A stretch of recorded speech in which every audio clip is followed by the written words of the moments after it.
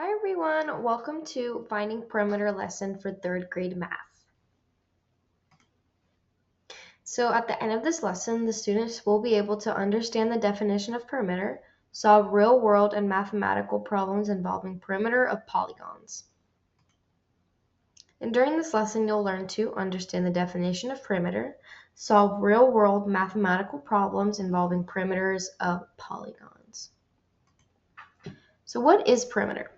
A measure of distance around a closed 2D dimensional figure. To find perimeter, we add up all the shape's side lengths. So when it talks about the shape side lengths, these are the shape side lengths, as you can see with my cursor, or if you can't see, they are the dashed line, arrow lines around the triangle. And basically what perimeter is trying to get you to do is to add up all of the sides.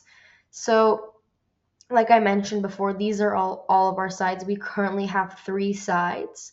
Each side is equivalent to 4. So if each side is 4, we'd add up 4 3 times because we have 3 sides. Now I want you to take a second, pause the video, and see what the perimeter of these figures are. If you need to go back and rewind the video to find perimeter, just rewind the video.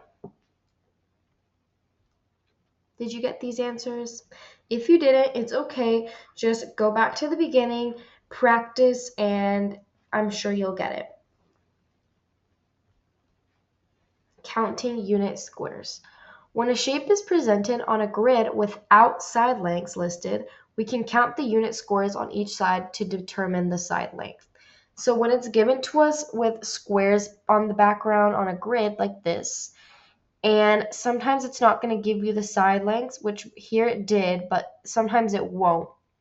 So what you're going to have to do is count the cubes that line up with the square. So as you can see here in the picture, it's showing how it's counting each cube that's lined up with the square. So it's 1, 2, 3, 4. So for example, on this side, also 4, you'd count 1, 2, 3, 4.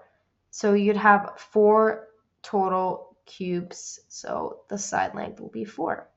Same with this one, you just count 1, 2, 3, 4, 5, and then same thing on the other side because they are equivalent. Now, what is the perimeter of all these figures? So by counting the cubes, try to find the side lengths for each of the figures. If you can't, it's okay, don't worry. Just rewind the video and see how I taught you prior. Pause the video to find the sides. Did you get these answers? Okay, now finding the missing side lengths. You can find the lengths of the missing sides by looking at the parallel sides. So here it's giving us 2 known sides and then 2 unknown sides. So when we're trying to find the missing sides, you're going to look at the parallel side. So parallel means right in front of the side or right across. So you're going to look right across from the question mark. So we're going to start with this side over here. So if you look right across from it, it's a number 4. So therefore, this side length will also be a number 4 because they are equivalent. Now, they won't always be equivalent, but most of the time they will. Try to see if the sides kind of look the same length to figure out if they're the same length. And then on this side too, we're going to look at this question mark. What's right across from it? A 7. Perfect. Now try practicing on your own to find the missing side lengths just how I taught you. So remember, look right across from the side length. Pause the video to try to figure it out. Did you get these answers? That was our lesson. Quick overview, intro to perimeter.